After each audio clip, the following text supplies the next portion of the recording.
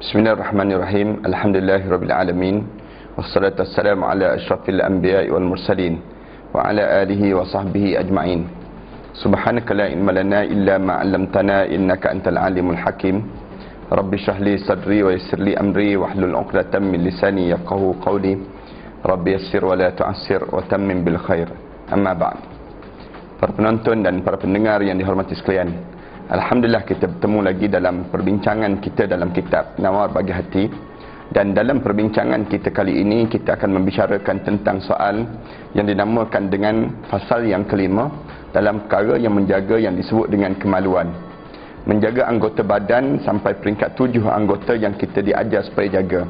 Dalam perbincangan sebelum daripada ini, kita telah membicarakan 4 anggota badan yang perlu kita jaga. Dan insya-Allah pada kali ini kita akan berbicara tentang soal bagaimana menjaga anggota badan yang disebut dengan kemaluan. Kemaluan ini satu anggota yang Allah anugerahkan pada setiap insan, yang dinamakan dengan yang disebut dengan faraj ataupun zakar bagi orang lelaki. Manakala bagi orang perempuan yang disebut dengan faraj. Dua-dua ni yang kita istilahkan dengan kalimah yang disebut dengan kemaluan. Kemaluan ini satu anugerah Allah yang Allah bagi kepada manusia untuk kepentingan yang disebut dengan dunia dan juga akhirat. Katanya tuan kitab kita disebut bahawa untuk menjaga kemaluan ini dengan tujuan untuk melahirkan zuriat yang Allah jadikan untuk kepentingan dunia, yang disebut dengan apabila kita dah terlibat dengan jaganya kemaluan kita, maka akan lahirnya yang namakan dengan zuriat, termasuk dengan yang disebut dengan kepentingan akhirat. Dalam sabda Rasulullah sallallahu alaihi wasallam, Rasulullah sallallahu alaihi wasallam sebut, tanakahu tanasalu fa inni ubahim bikumul umam yaumal qiyamah. Rasulullah SAW sebut, berkahwinlah di kalangan kamu. Tanasalu, beranak pinaklah di kalangan kamu, kata Rasulullah. Fa inni mubahim bikumul umam yaumal qiyamah. Katanya Rasulullah, kerana aku akan berbangga dengan kamu di kalangan anak-anak yang ramai di hari akhirat Allah Subhanahu wa taala nanti. Artinya menjaga kemaluan, menjaga keturunan dan zuriat pada diri kita. Orang yang tak menjaga kemaluan, artinya dia tidak menjaga zuriat dan keturunan dalam hidupnya. Orang yang menjaga keturunan dan zuriat, maka di waktu ini dia akan menyelamatkan banyak perkara dalam kehidupan mereka.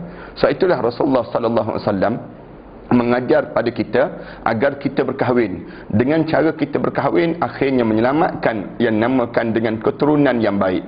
Bahkan Rasulullah sallallahu alaihi wasallam sebut, aku berbangga dalam hidup aku lahir daripada keturunan dan daripada perkahwinan, katanya Rasulullah sallallahu alaihi wasallam, yang disebut oleh Rasulullah berulang kali. Dalam hadis yang lain, Rasulullah sallallahu alaihi wasallam sebut tentang bagaimana pentingnya zuriat ini. Rasulullah gambarkan pentingnya zuriat daripada kita menjaga kemaluan lagi, yang menyebabkan pentingnya anak-anak dan zuriat kita. Penting bila para penonton dan para pendengar yang dihormati sekalian, ketika mana kita meninggal dunia. Apabila kita meninggal dunia, kita memerlukan zuriat kita. Dasar pada hadis Rasulullah sallallahu alaihi wasallam sebut, "Idza mata ibnu Adam inqata'a 'amaluhu illa thalathah." Apabila mati anak Adam, Rasulullah sallallahu alaihi wasallam sebut, maka terputuslah amalan anak-anak Adam ini kecuali 3 saja saluran hayat yang masih hidup. Istilah yang kita gunakan, bagaimana untuk nak menghidupkan lagi pahala kita setelah mana kematian kita. Rasulullah sallallahu alaihi wasallam sebut, yang pertama sadaqatin jariyah, sedekah yang terus mengalir, kata Rasulullah. Sedekah yang kita lakukan sewaktu mana kita masih hidup, kemudian sedekah tersebut berkembang dan berkembang. Tatkala mana ia berkembang, maka dia dapat manfaat pada orang lain. Apabila dapat manfaat pada orang lain, kita sudah mati, tapi manfaat daripada yang sedekah tadi, dia akan berterusan dan berpanjangan dalam kehidupan. Walaupun kita sudah meninggal dunia, walaupun kita sudah menghadap di hadapan Allah, tapi orang lain boleh lagi bawa manfaat daripada sedekah kita. Yang kedua, Rasulullah sallallahu alaihi wasallam sebut, yang boleh meneruskan yang dinamakan dengan pahala pada kita setelah mana kematian kita, al-ilmu yantafi'u bih, ilmu yang bawa manfaat dalam kehidupan manusia. Setelah mana kita meninggal dunia, tiba-tiba ilmu yang kita ajar pada masyarakat kemudian dipanjangkan, kemudian berterusan, lahir anak-anak murid yang ramai, lahir daripada anak murid ini keturunan yang hebat lagi, yang disebut dengan ilmu yang bawa manfaat pada orang ramai. Kemudian yang tiga, Rasulullah sallallahu alaihi wasallam sebut, waladin salih yad'uhu lah, anak yang saleh yang mendoakan pada kamu. Anak yang saleh yang mendoakan pada kita datang daripada menjaganya kemaluan. Orang yang menjaga kemaluan, ertinya dia akan mendapat anak yang saleh. Orang yang tak menjaga kemaluan, ertinya dia kehilangan zuriat yang saleh dalam hidupnya. Sebab tu orang yang ada anak yang saleh, keuntungan pada kita setelah mana kematian kita. Bahkan menjadi anak-anak ini merupakan satu ujian yang besar dalam kehidupan kita pula. Berapa ramai orang yang dapat je anak, tapi tiba-tiba dia tidak boleh menjaga anaknya. Bahkan dalam Al-Quran Karim Allah Subhanahu Wa Taala sebut, anak ini merupakan satu ujian yang Allah jadikan dalam kehidupan manusia. Al-mal wal banun zinatul hayatid dunya wal baqiyatus salihat. Allah Subhanahu Wa Taala sebut, sesungguhnya harta benda dan anak pinak, al-mal wal banun, harta benda dan anak pinak, zinatul hayatid dunya, merupakan satu perhiasan untuk kecantikan kehidupan kita di dunia ini sendiri. Dalam ayat yang lain, dalam surah Al-Imran ayat yang ke-14, Allah Subhanahu Wa Taala sebut, zuyyina linnas hubbus syahawati minan nisa wal banin. Sesungguhnya Allah telah memperhiaskan untuk manusia ini kecintaan kepada yang disebut dengan perempuan dan juga yang disebut dengan anak pinak dalam kehidupan mereka. Para penonton dan para pendengar yang dihormati sekalian, bermulanya kita mensyukurkan diri kita dengan pemberian yang disebut dengan pemberian kemaluan yang Allah bagi pada kita, ialah kita menjaga jangan kita terlibat dengan yang disebut dengan perzinaan, berzina ataupun mengeluarkan air mani daripada tangan yang kita keluarkan. Dalam istilah Melayu kita sebut dengan melancap dan sebagainya. Satu benda yang diharamkan dalam agama. Agama mengajar supaya kita menjaga yang namakan dengan kemaluan kita untuk kita jaga yang disebut dengan keturunan. Berkahwinlah. Rasulullah sallallahu alaihi wasallam ajar pada di kalangan pemuda-pemuda, dia ajar pada orang yang mempunyai kemampuan. Rasulullah sebut, man istata'a minkum ba'ah, ya ma'syar syabab, man istata'a minkum ba'ah falyatazawwaj fa innahu aghaddu lil basar wa ahsanu lil faraj. Rasulullah sallallahu alaihi wasallam sebut, wahai pemuda-pemuda, kalau sekiranya kamu berkemampuan dalam kehidupan kamu, hendaklah kamu berkahwin. Rasulullah mengajar demikian. Kerana dengan perkahwinan, ahsanul lil faraj, kamu telah menjaga kemaluan kamu. Kemudian wa aghaddu lil basar, yang menyebabkan kamu tunduk pandangan kamu. Kalau kamu tidak ada kemampuan untuk nak berkahwin, katakanlah perkahwinan mahal, kemudian hantaran pula mahal dan sebagainya, maka kita diajar supaya apa dia? Rasulullah sallallahu alaihi wasallam sebut, fa'alaika bis-saum, hendaklah aku nak pesan pada kamu supaya kamu ni puasa. Kerana dengan puasa, fa innahu lahu wija, kerana dengan puasa dia akan menjadi pendinding pada diri kamu, akan menjadi perisai yang hebat pada diri kamu sendiri. Sebab itulah orang yang menjaga perkara demikian, maka dia telah menjaga kemaluan dia, tidak terlibat dengan zina. Zina yang telah kita bincang sebelum daripada ini, sama ada zina yang disebut dengan pandangan mata terlebih dahulu, kemudian lepas pada itu diturun lagi pada pertemuan, kemudian akhirnya berlakunya perzinaan sebelum daripada yang namakan dengan perkahwinan. Para penonton dan para pendengar yang dihormati sekalian, bayangkan anak luar nikah yang lahir di kalangan kita pada hari ini. Berapa ramai yang lahir hasil daripada tidak menjaga kemaluan. Kita dapati bagaimana jumlah yang besar, 273,000 anak luar nikah yang telah didaftarkan di Malaysia kita, dalam keadaan yang kita tidak menjaga kemaluan di kalangan anak-anak kita dan di kalangan masyarakat kita pada hari ini. Kita boleh bayangkan bagaimana masyarakat yang akan datang lebih teruk dan lebih runtuh tatkala mana kita tidak menjaga yang disebut dengan kemaluan ini. Satu, Allah Subhanahu Wa Taala apabila disebut tentang orang mukmin, dia akan puji orang mukmin. Di antara ciri-ciri orang mukmin, Allah Subhanahu Wa Taala sebut, walladzina hum li furujihim hafizun. Sesungguhnya orang-orang yang beriman pada Allah ini, sifat mereka sentiasa menjaga kemaluannya. Menjaga kemaluan artinya menggunakan kemaluan pada tempat yang disyarakkan dalam agama. Dengan melalui perkahwinan, maka kamu telah menjaga kemaluan kamu.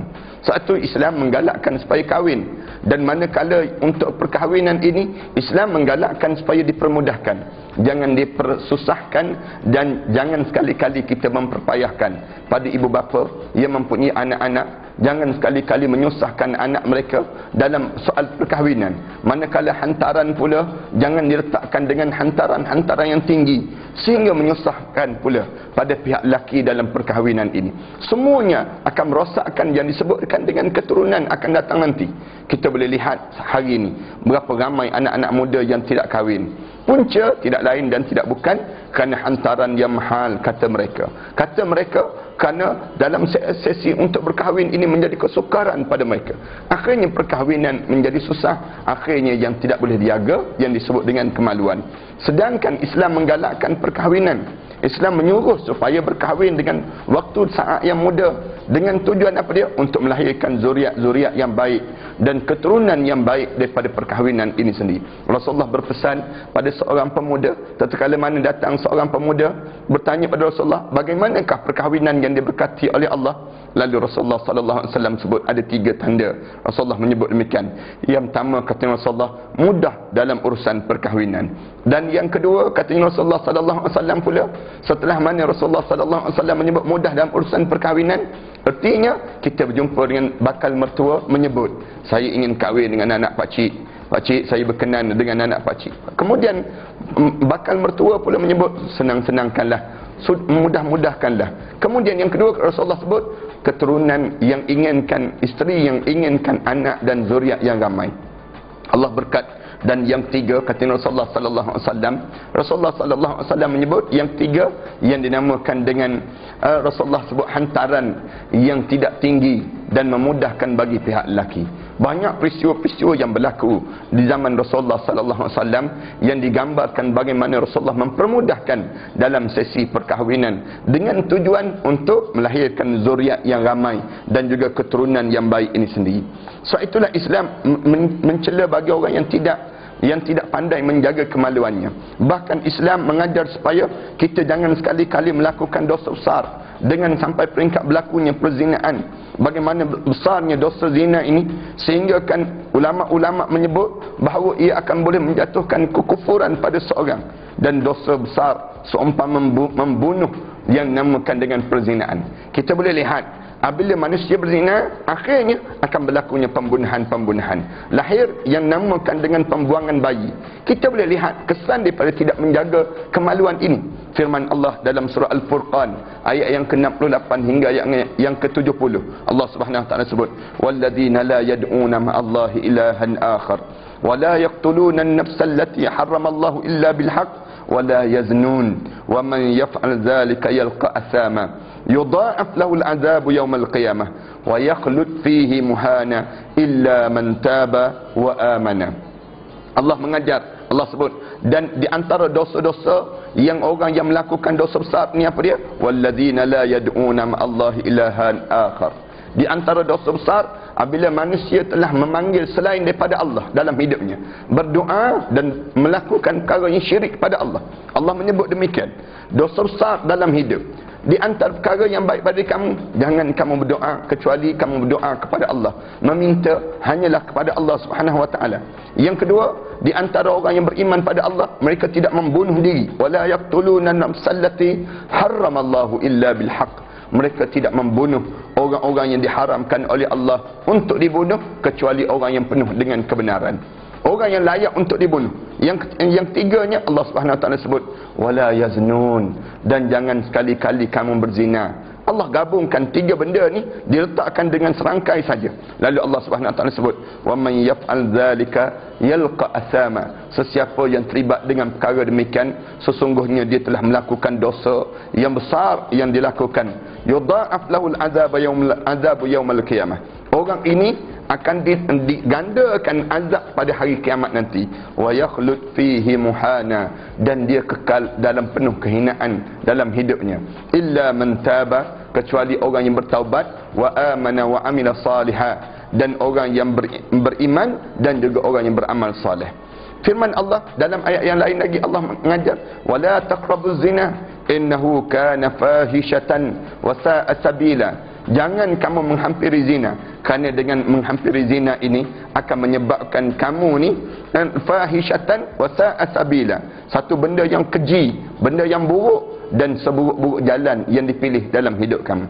Para penonton dan para pendengar yang dihormati sekalian, artinya anggota badan yang kita diajar supaya jaga dalam hidup kita yang namakan dengan kemaluan. Apabila kita boleh jaga kemaluan kita, insya-Allah zuriat kita zuriat yang saleh, keturunan kita keturunan yang baik, maka inilah tanda kita mensyukuri nikmat yang Allah kurniakan yang dinamakan dengan keturunan yang dinamakan dengan kemaluan pada diri kita, mudah-mudahan kita tergolong di kalangan orang yang sentiasa menjaga kemaluan, dan kita menjaga yang namakan dengan aib-aib dalam kehidupan kita, dan selamat daripada unsur-unsur perzinaan dan perzinaan itu sendiri. Aku qauli hadza wa astaghfirullah li wa lakum. Wassalamualaikum warahmatullahi taala wabarakatuh.